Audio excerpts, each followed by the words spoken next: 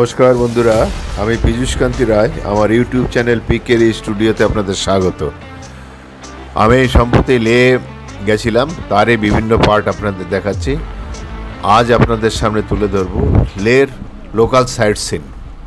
আমরা সকালবেলা একটা গাড়ি নিয়ে বেরিয়েছি, আমি সৈকত এবং আমার ওয়াইফ এবং সৈকতের ওয়াইফ। আমরা আজ যাব প্রথমে হল অফ ফেমে। চলুন দেখে যাওয়া যাক হল অফ ফেমে কী দেখা যায়। লের লোকাল সাইট সিনে বেরিয়েছি, এই যে আমরা সবাই যাচ্ছি। আমরা আজকে হল অফ ফেমে প্রথম যাচ্ছি। এদিকে এই যে যুদ্ধের ট্যাঙ্ক সাজানো রয়েছে এখানে।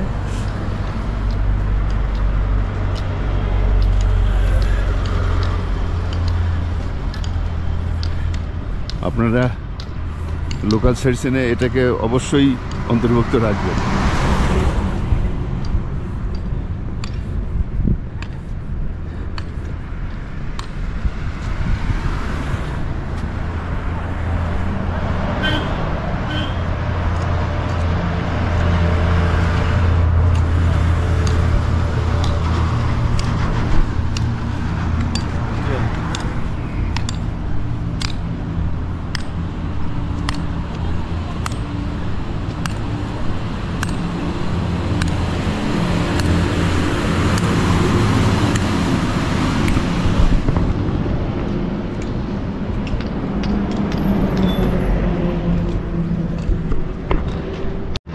ফরেনারদের কম, ইন্ডিয়ানদের বেশি।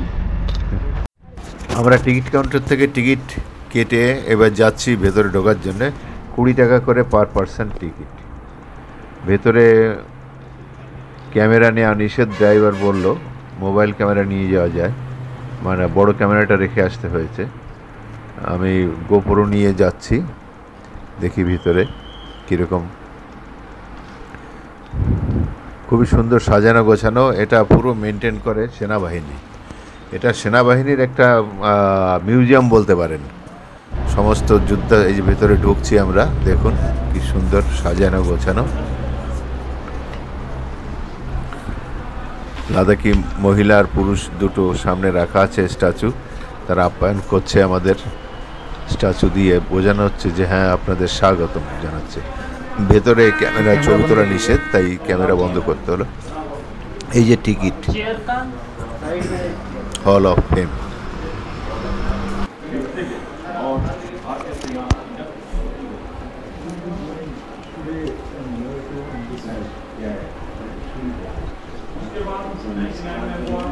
ওই গেটের মুখে ক্যামেরাটা চালানো নিষেধ, তারপরে ভেতরে ক্যামেরা তুলতে দিচ্ছে ছবি। এই যে বিভিন্ন মানে সেনাবাহিনীর যেসব অস্ত্রশস্ত্র, যেসব জিনিসপত্র রয়েছে এখানে, সেগুলো দেখানো হচ্ছে। এগুলো বিভিন্ন যারা শহীদ হয়েছে তাদের বিভিন্ন আসবাবপত্র, সরঞ্জাম, সেগুলো এখানে রেখে দেওয়া হয়েছে। সারা দেয়াল জুড়ে বিভিন্ন রকমের ছবি, অনেক রকমের পোস্টার রাখা হয়েছে। এই যে এই সমস্ত হচ্ছে বিভিন্ন জওয়ান যারা শহীদ হয়েছে তাদের ব্যবহার করা জিনিসপত্র এখানে রাখা হয়েছে। বুদ্ধর মূর্তিটা দেখুন কি অপূর্ব সুন্দর।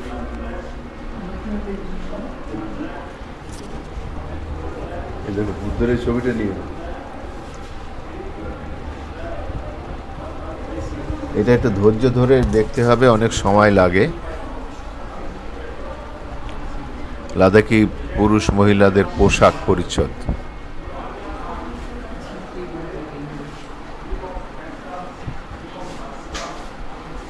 এই বৌমা ঘুরে বেড়াচ্ছে। বুদ্ধের এই ইয়েটা দেখো সুন্দর।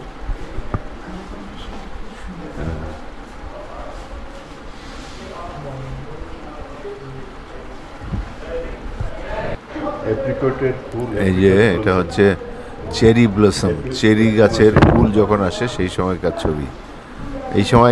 এই সময় অনেকে লে লাদাখ আসে, এটার সময় ভালো অনেক উৎসব হয়। তখনকার যুগের সমস্ত বন্দুক, অনেক পুরনো যুগের, এইগুলো নিয়ে সীমান্ত পাহারা দিত তখন।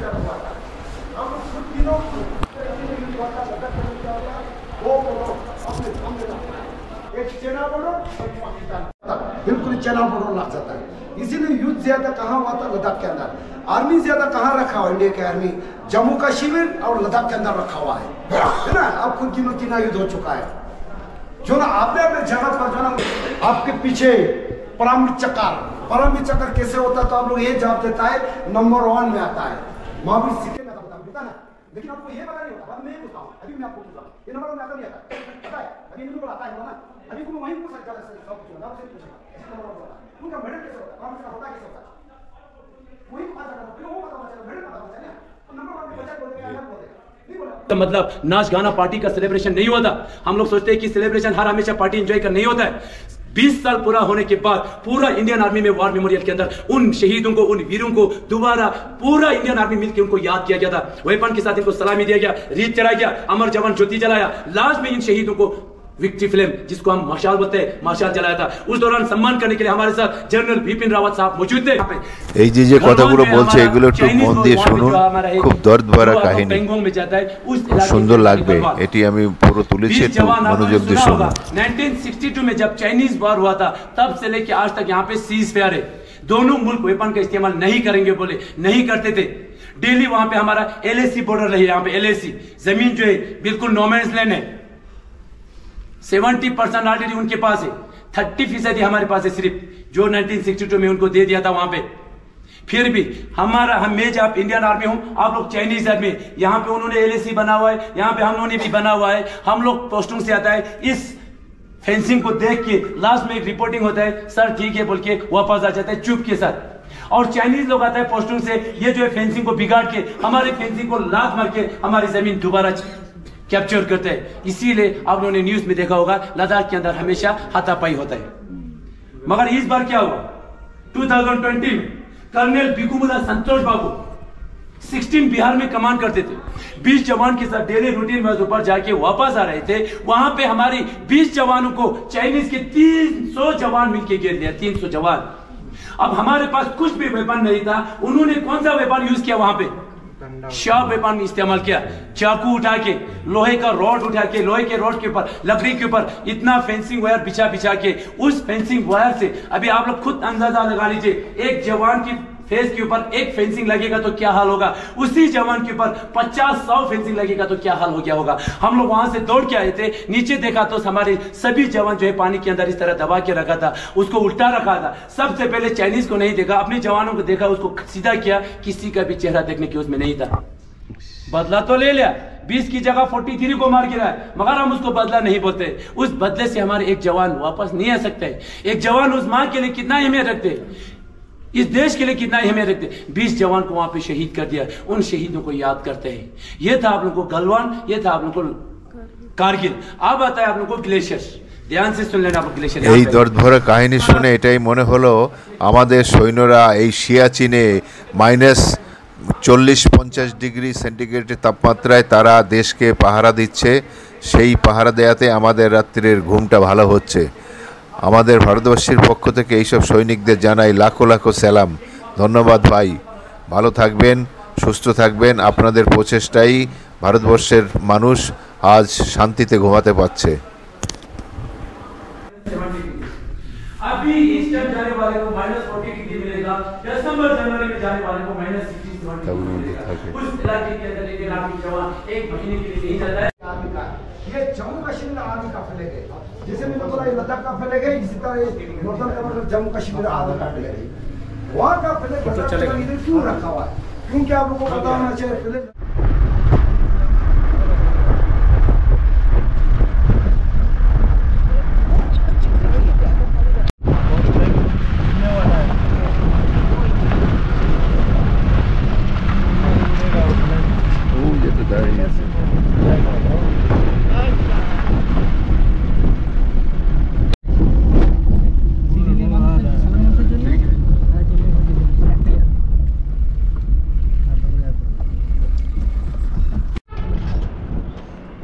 इधर से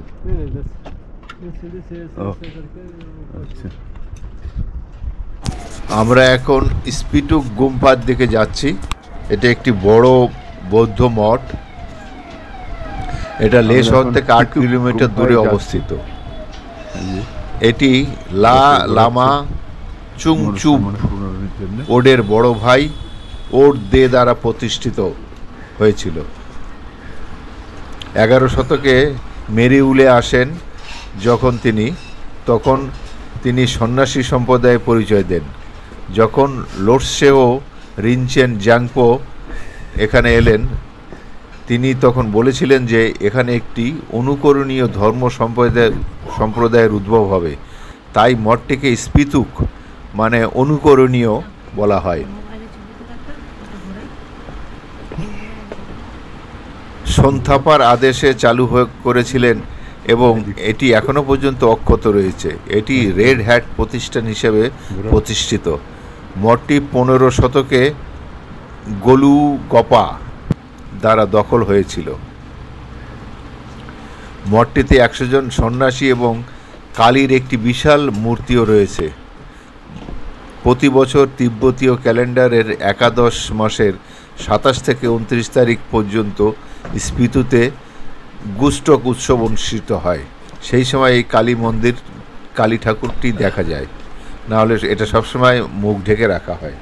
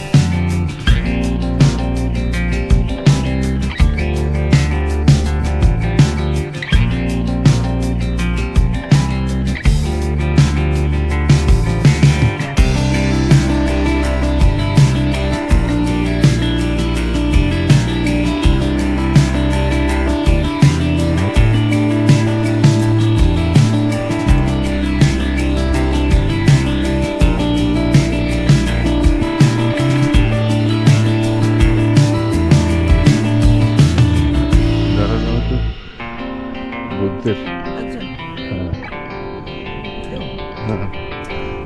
দোয়ারা হয়।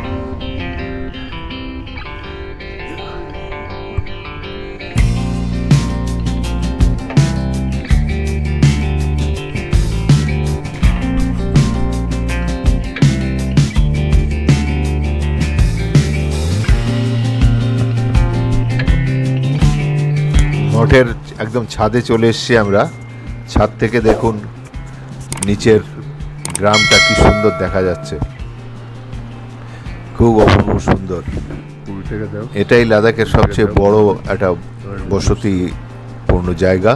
এখানে কিছু গাছপালা আছে। এখানে ওই যে সামনে যে বিস্তৃত জায়গা দেখা যাচ্ছে, এখানে প্লেন নামে ওই হল অফ ফেমের যে সৈনিক প্লেনগুলো আছে সেগুলো নামে।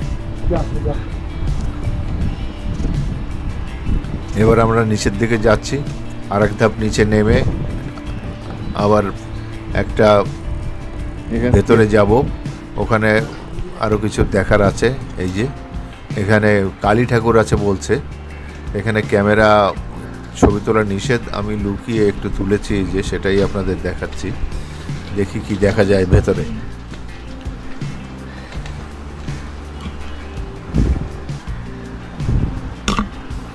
প্রচুর বড় এই মঠটি, বিভিন্ন তলা আছে, প্রায় 4-5 তলা এই মঠটি। বিভিন্ন প্রকোষ্ঠে এক এক রকমের জিনিসপত্র রাখা আছে। এখানে কিছু বুদ্ধ মূর্তি আছে।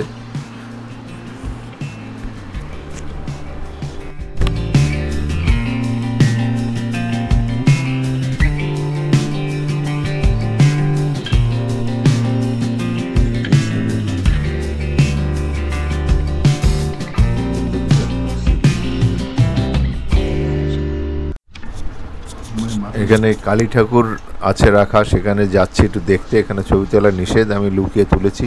কিন্তু কালী ঠাকুর যেগুলো আছে, ঠাকুরের মুখের সমস্ত কাপড় দিয়ে ঢাকা, কিছুই দেখা যাচ্ছে না, ফলে কোনোভাবে উদ্ধার করতে পারলাম না কালী ঠাকুরের চেহারা কীরকম। যাই হোক, ওইভাবেই আমরা দেখছি, আপনাদেরও একটু দেখাচ্ছি। দেখুন, এটা একমাত্র যখন ওই পরবটা হয়, উৎসব হয়, তখনই এই কালী ঠাকুরের মুখ দেখা যায় ওই সমস্ত কাপড় দিয়ে।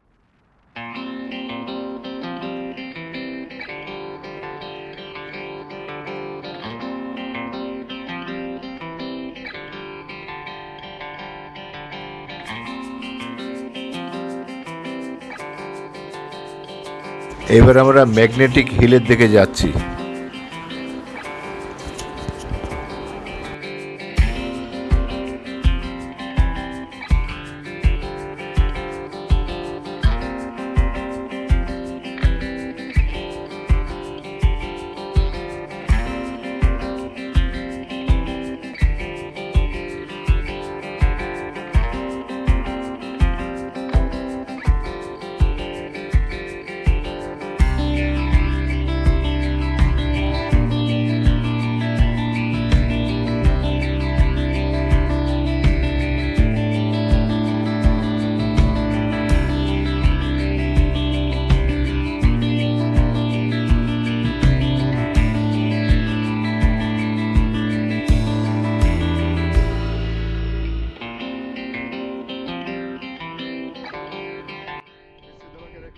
ম্যাগনেটিক হিলের কাছে চলে এসেছি। গাড়ি এখানে দাঁড় করে রেখেছে। এই দেখুন, গাড়ি একা একা মুভ করছে। এটা বলছে যে এখানে ম্যাগনেটিক শক্তি আছে পাহাড়ে, সেটাই টেনে নিয়ে যায়। আদৌ কিন্তু তা না। আমি আপনাদের টেস্ট করে দেখাচ্ছি। এই দেখুন, আমার কাছে যে কম্পাস আছে, এখানে যদি ম্যাগনেটিক ফিল্ড থাকতো তাহলে কম্পাসের কাঁটা ডিফ্লেক্ট করতো, এদিক ওদিক ঘোরাঘুরি করতো, কিন্তু সেটা কিছুই হচ্ছে না। আপনারা কাঁটাটা দেখতে পাচ্ছেন না, অনেক ছোট, কিন্তু আমি দেখছি কোনো ডিফ্লেকশন নেই, শুধু একদিকেই, যেটা নর্থ পোল সেদিকেই দাঁড়িয়ে আছে। অতএব ম্যাগনেটিক ফিল্ড কথাটা এখানে লোকে যেটা বলে, এটা ট্যুরিস্টদের অ্যাট্রাকশন করার জন্যই করা। আরও প্রমাণ আপনাদের আমি দেখাচ্ছি। এই যে একটা চাবির রিং আমি নিয়ে এসেছি, চাবি ঝুলছে। এটা যদি ম্যাগনেটিক টানই থাকতো তাহলে ওই চাবিটা ওখান থেকে টেনে নিয়ে চলে যেত না, লোহার চাবিটা, কিন্তু তা কিন্তু টানছে না। দেখেছেন, ওটা ওইখানেই পড়ে আছে। এই যে, আর যদি ম্যাগনেটিক টান থাকতো তাহলে চাবিটা ওই দিকে সোজা হয়ে ঝুলতো, নিচে ঝুলতো না, টানতো ওই দিকে। অতএব এখানে যে ম্যাগনেটিক পাওয়ার আছে সেটা একদম ভুল, এই ধারণা ভুল। এটা ট্যুরিস্ট অ্যাট্রাকশন করার জন্য এটা করা হয়েছে। ওইখানে রাস্তা একটু ঢাল আছে, সেই জন্য গাড়ি ওখানে নিউট্রালে দাঁড় করালে ঢালের দিকে নেমে যায়। এটাই হচ্ছে বাস্তব।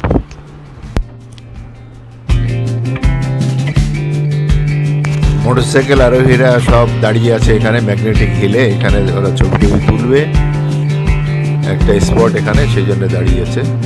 আমাকে দেখে সবাই হাত মেরে টাটা দিচ্ছে। আমি ওদের যাত্রার শুভকামনা করলাম। প্রচুর মোটর বাইকের ছেলেমেয়েরা সমস্ত চালিয়ে যাচ্ছে লেন দিকে।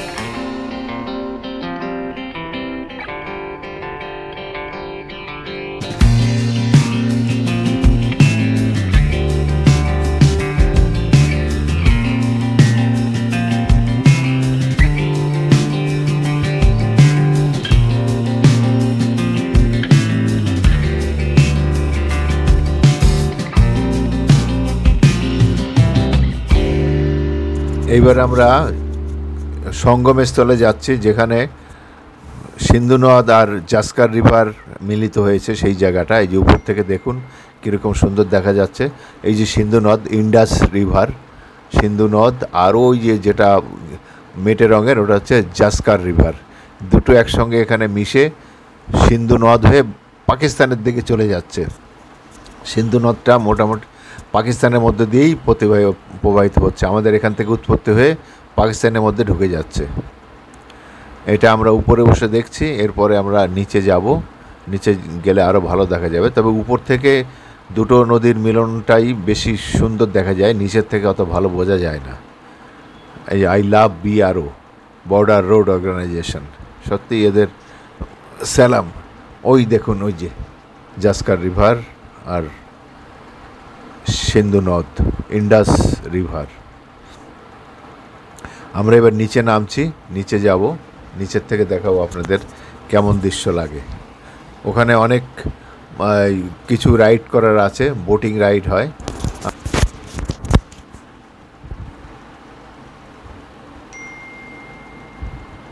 অনেকটা নিচে নেমে এসছে, এই যে দেখুন কত গাড়ি এসছে। এই যে র্যাফটিংয়ের সমস্ত বোটগুলো রয়েছে এখানে, এখান থেকে সমস্ত নিচে নামবে। ওখান দিয়ে এই যে সিন্ধু নদ আর জাস্কার রিভারের মিলন স্থানে চলে এসছি আমরা। এই সিঁড়ি দিয়ে নিচে নামছি একদম। প্রচুর দর্শনার্থী এখানে আছে, প্রচুর দর্শক এখানে আছে, এটা দেখার জন্য এসছে।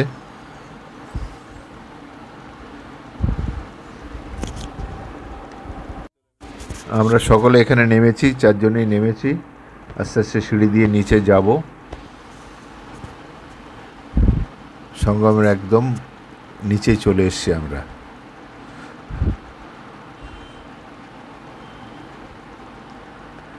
এখানে দাঁড়িয়ে দুজনে আমরা এই স্মৃতিটাকে তুলে ধরছি। দুটো নদীর সঙ্গমস্থলে দাঁড়িয়ে আছি, খুবই অপূর্ব দৃশ্য। এই যে সৈকত নিচে যাচ্ছে, এখানে বেশ গরম, কিন্তু ঠান্ডার কোনো সিন নেই, খুব গরম। এই যে সৈকত সিন্ধু নদীর জলেতে হাত দিল, ভালো স্পিড আছে জলে, অনেকটা জল। এখানে র্যাফটিং সব নামাচ্ছে, কিছুক্ষণের মধ্যে র্যাফটিং দেখতে পারবেন। ও যে দূরে একটা র্যাফটিং চলছে। এই যে সিন্ধু নদ, এর জলটা দেখুন, এর জলের কালার আলাদা। আর এদিকে দেখুন এই যে ওই যে জাস্কার রিভার, এই যে দুটো একসঙ্গে মিলেছে। এই যে এটা হচ্ছে জাস্কার রিভার, এই যে জাস্কার रिवर संगम करके पाकिस्तान में जा रहा है।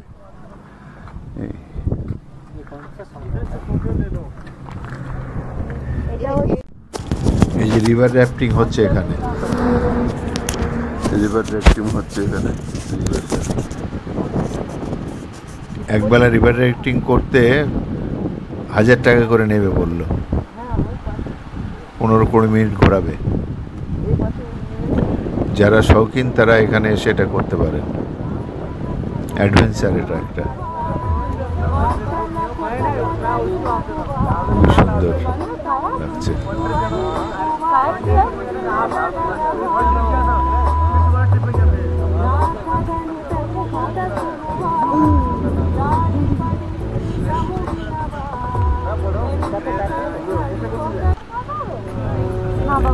এই যে একটি মহিলা, সে একা একা নৌকা করে এলো এখানে, মাথায় গোপুর লাগানো আছে। অনেক রকমের অ্যাডভেঞ্চার এখানে করা হয়। আমরা এখন এখানে একটু বসে আছি, জাস্কার আর সিন্ধু নদীর সঙ্গমে বসে আছি।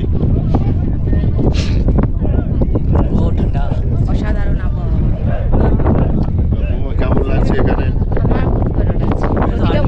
খুবই ভালো। আজকে তুমি না বেরোলে তো এটা মিস করতে। আমার কবে নেক্সট টাইম কবে হতো জানতাম না। আসতে কোনো ঠিক আছে না। আজকে সন্ধ্যাবেলা হবে, মুড়ি চানা চোর বসে খাওয়া।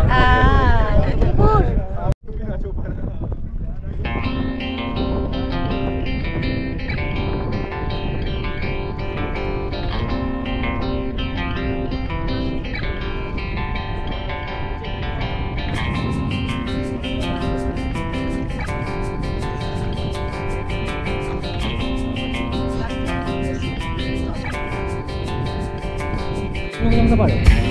না এখানে শুট করে সব কিছু চলে যাবে।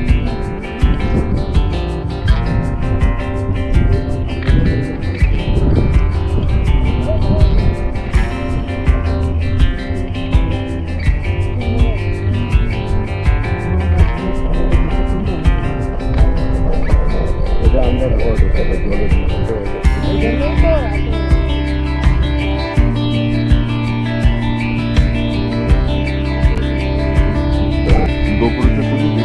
এখানে সূর্যের চারিদিকে একটি বলয় তৈরি হয়েছে, আমি একটু ক্যামেরায় বন্দি করে রাখলাম, আপনাদের দেখাচ্ছি। দেখুন কিরম চারপাশে একটা বলয় তৈরি হয়েছে, এই খুব সুন্দর। গান করবে? না কিছু আনেনি তো।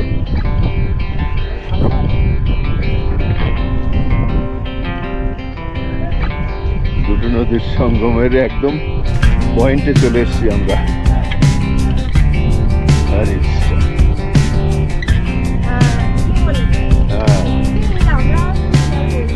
এই যে এই যে সঙ্গম হয়ে দুই জায়গা চলে গেল। এইখানে বসো, এই তোর বসে যে এইটা করেছি তাই ছবি শেয়ার করা যাবে। হ্যাঁ বসো, তুমি বসো।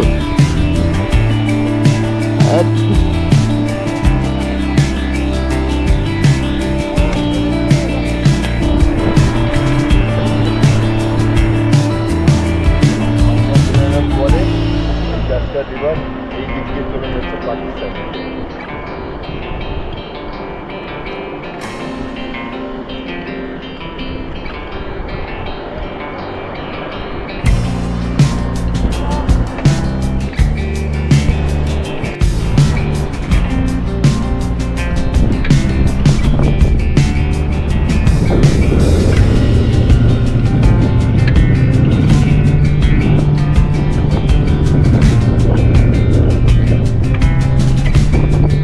এদিকে তাকাও বোমা।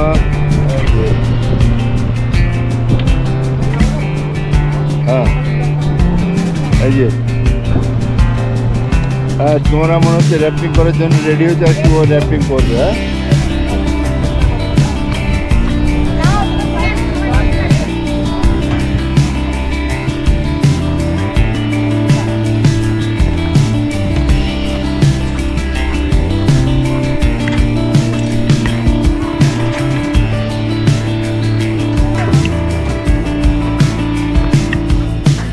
এখন আমরা পাথর সাহেব গুরুদ্বারে যাচ্ছি। এই আমরা এসছি খাওয়া দাওয়া করে, আমরা এটা বিভিন্ন জায়গা ঘুরে দেখছি। এটি লে শহর থেকে 25 কিলোমিটার দূরে অবস্থিত। এটি 1517 সালে শ্রী গুরু নানক এটি প্রতিষ্ঠা করেন। এখানে গুরু নানকের কাঁধ, মাথা এবং পেছনের ছাপ সহ একটি পাথর রয়েছে। এখানে যে একটি প্রচলিত আছে, এখানে একটি রাক্ষস ছিল, সেই রাক্ষস লোকজনকে নিরীহভাবে মানে ধ্বংস করত, খেয়ে ফেলতো। তখন তাকে বাঁচানোর জন্যে, এইসব নাগরিকদের বাঁচানোর জন্যে এখানে এই শিখ গুরু উনি এখানে আসেন, উনি ধ্যানে বসেন। তখন ওই রাক্ষসটি একটি পাথর ছুঁড়ে মারে, পাথরটি মোমের মতো গলে পড়ে, গুরু নানকের কোনো ক্ষতি করতে পারেনি। তখন বাধ্য হয়ে ওই রাক্ষস নত স্বীকার করে এই জায়গা পরিত্যাগ করে। সেই লোককথা এখনও এখানে মানুষের মুখে প্রচলিত হয়ে বেড়াচ্ছে। লে সাইট সিন ভ্রমণের প্রথম পর্ব শেষ হলো, গুরুদ্বার দিয়ে শেষ করলাম। পরবর্তী সেকেন্ড পর্ব 2-1 দিনের পরেই আপলোড করব। আমার এই ভিডিওটি দেখার জন্য আপনাদের সকলকে ধন্যবাদ। আশা করি ভিডিওটি ভালো লেগেছে। যদি ভালো লেগে থাকে একটি লাইক এবং শেয়ার করবেন। সকলকে ধন্যবাদ জানিয়ে আজকের মতো শেষ করছি। সকলে ভালো থাকুন, সুস্থ থাকুন, এই কামনা করে শেষ করলাম। নমস্কার।